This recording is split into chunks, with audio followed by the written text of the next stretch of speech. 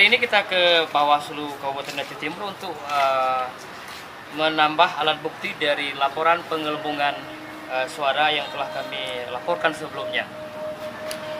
Dari laporan sebelumnya kami membawa alat bukti 9 desa, sekarang menjadi 25 desa yang terdiri dari 77 TPS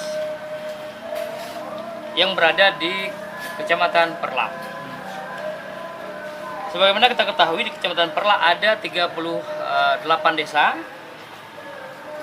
25 diantaranya terindikasi dan kita dapati bahwa terjadi penggelembungan suara, dan 13 desa yang lain tidak bermasalah. Yang bermain tentunya yang terlapor adalah PPK Perlak. Ya, kalaupun ada pihak terkait dari partai tertentu itu bisa saja, tetapi sebagai terlapor dalam ini adalah PPK Perlak. Nah, jika laporan Bapak ini tidak ada hasil atau tidak ada titik temu, apa langkah kira-kira yang dilakukan oleh ke depannya?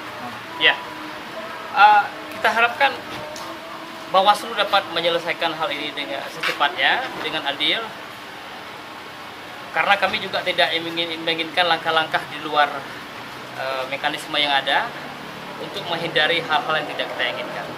Bawaslu harus mengambil tindakan tegas supaya masalah ini diselesaikan sebelum tim kami bertindak.